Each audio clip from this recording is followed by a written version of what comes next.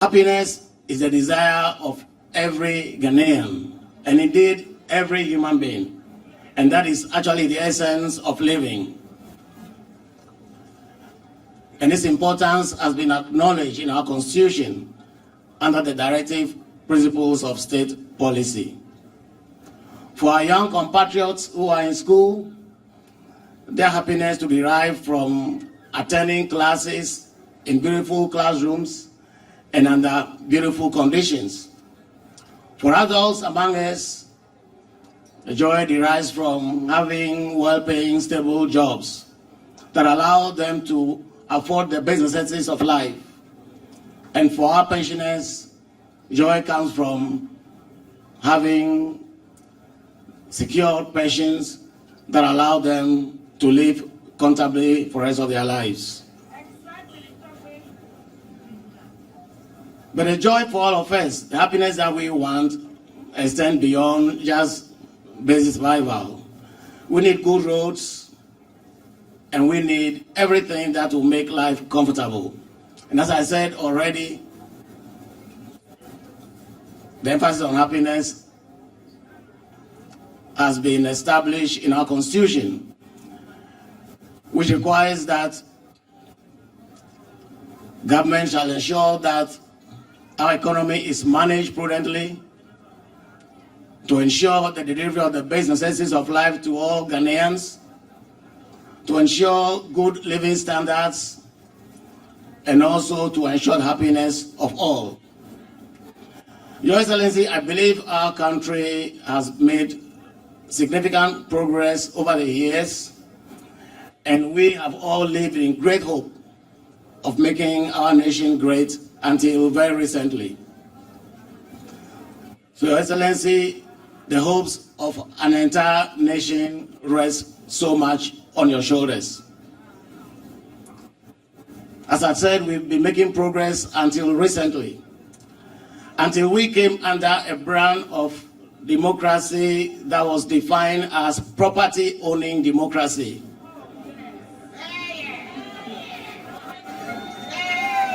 A type of democracy that seems to thrive on disrespect for the truth and for the rule of law, lawlessness and impunity, injustice and inequality. Justice no longer has been available to all. Of course, we know it's always been a very lucrative business in the hands of a lucrative profession. But we know that recently our justice system has become bastardized to facilitate the interests of a few. That has allowed corruption to flourish in our country. We all are aware of the PDS scandal, a cathedral hole that has cost the nation $58 million. We are aware of the Ameri scandal. We are aware of the ambulance purchases that include stocks of spare parts. We also are aware of the hurriedly implemented DRIP program that aim at converting our assemblies into road contractors.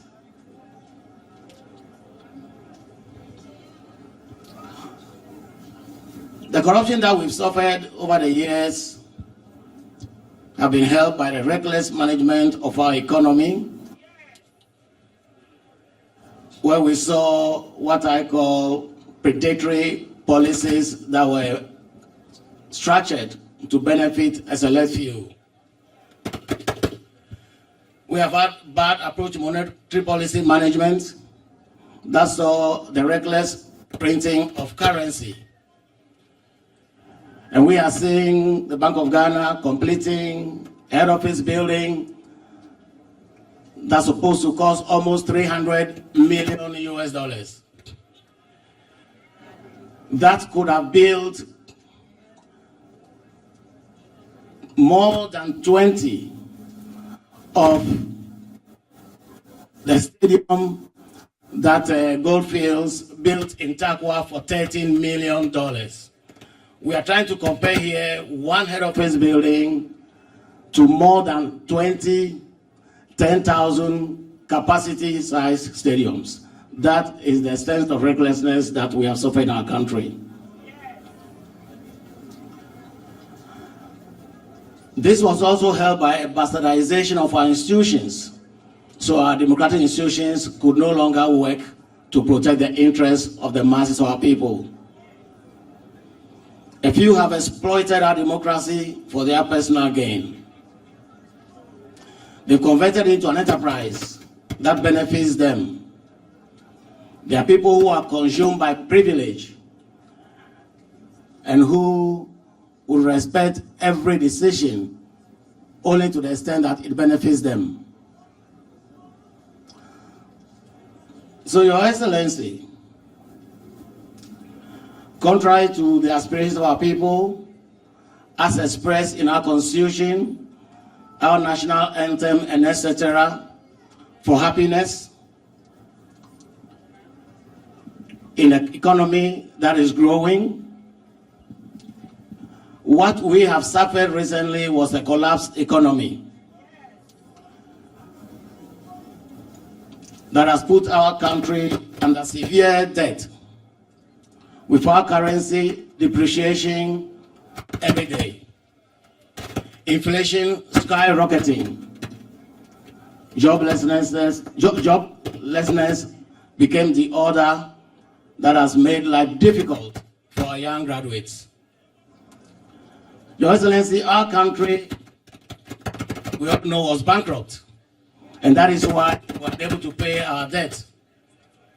We have been told, or we learned from very early ages, how reliable investments in government securities were. But we have learned a new lesson that it's not always so. Living in this wake, a lot of suffering by our compatriots who have lent their monies to government. And the worst victims have been our pensioners who have no other source of income. Ghanaians have suffered a lot and are still suffering, which is why there's so much desperation among Ghanaians to travel abroad. And survey has shown that majority of Ghanaians, given the chance, would leave our dear country in search of greener pastures elsewhere. Crime has been on the increase for that reason, and so has been the suicide rate. Your Excellency, this is why Ghanaians have voted massively for you. Ghanaians have endorsed your call for change. They have endorsed your promise of change. And that is why I say the hope of Ghanaians rests squarely on your shoulders. Ghanaians have welcomed your reset agenda, featuring a brave fight against corruption. Your idea of a 24-hour economy that would expand production and expand jobs is a very great initiative that I personally believe in. As someone who operates a factory, I know that if I can get my factory to run 3 shifts, it would mean that we are trebling at least our production labor force. So, Excellency, thank you very much for a policy that promises a lot for the people of Ghana.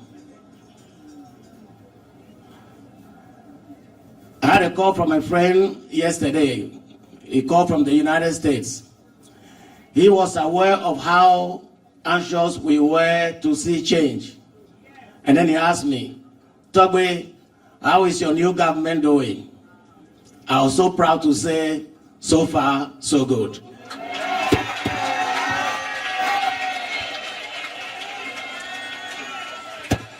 Your Excellency,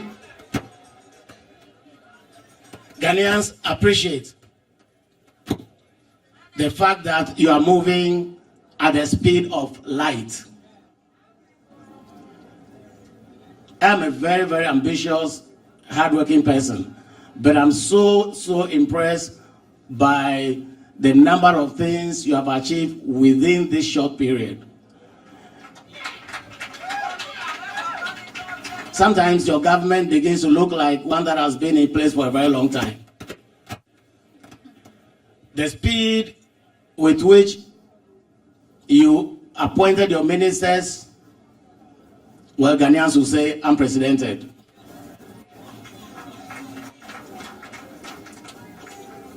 And you fulfilled your promise of limiting the size of your government.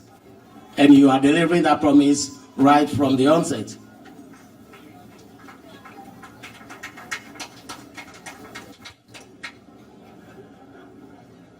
Oral.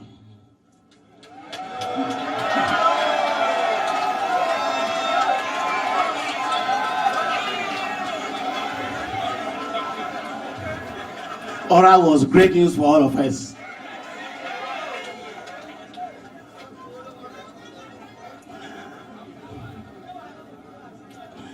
It's bad enough to suffer, but it's worse to know that you are suffering because a few people think they deserve all that the state has to offer and get themselves involved in a desperate scramble for our limited resources and our property owning democracy.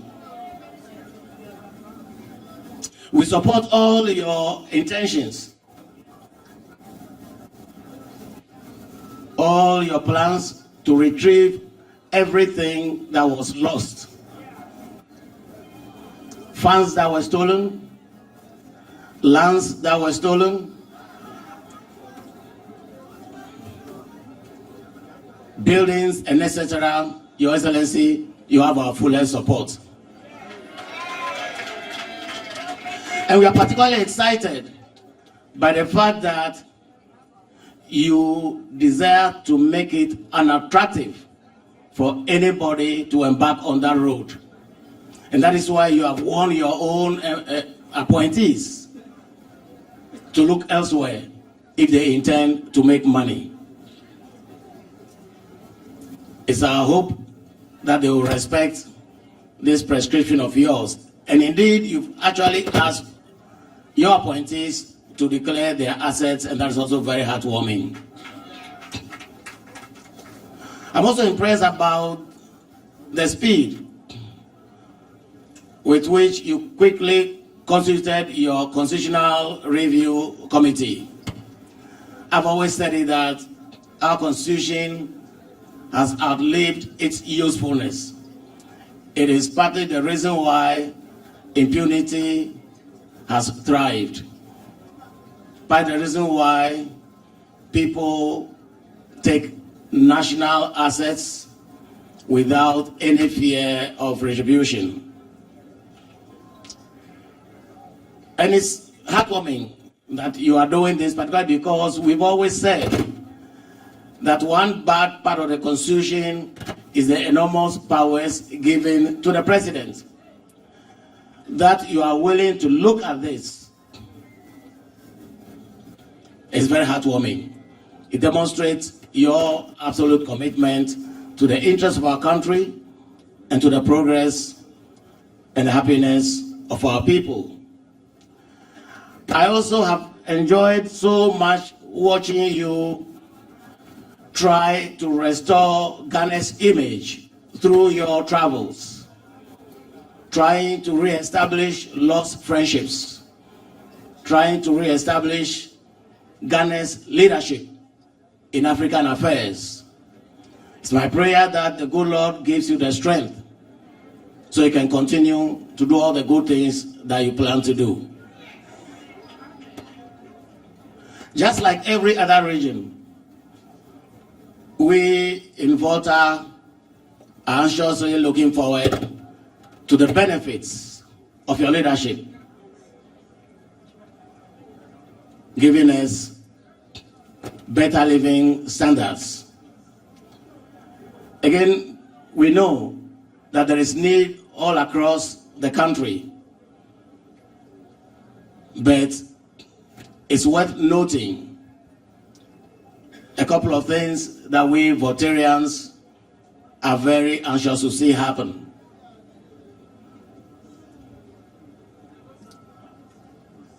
The Eastern Corridor Road that you started has virtually been abandoned, and we are anxious to see it completed. And I'm sure you are aware that Ho and other parts of the region are suffering from water shortages. Those who require immediate attention. Your Excellency, let me thank you very sincerely for not forgetting the whole airport.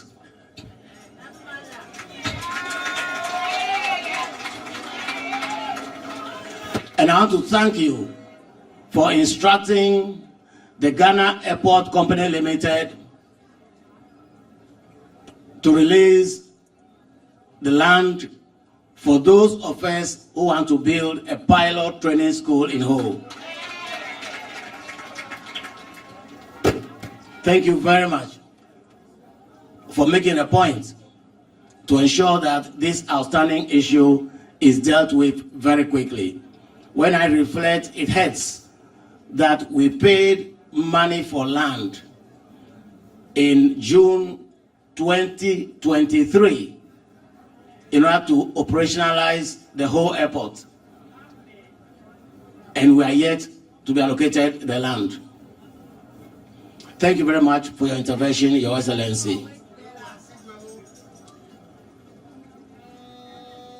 I also want to thank you for giving us someone who promises to be a very good regional minister,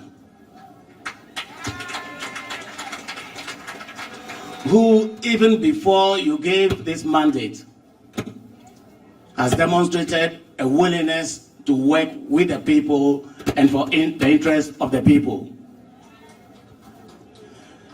We know he will not be like the one we just had.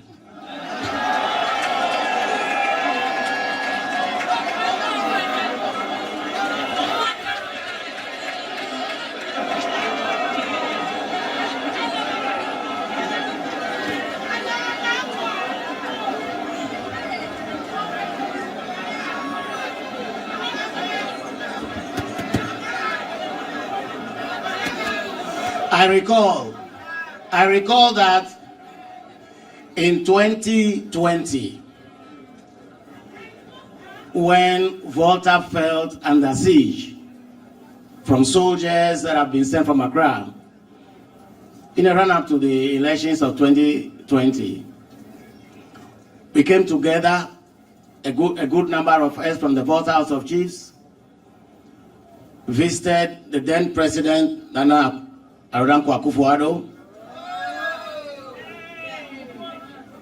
to appeal for mercy on our people. Sadly, our minister was there, together with one of our own sons, Mr. Mehu. They denigrated us and embarrassed we, the chiefs. We left extremely sad.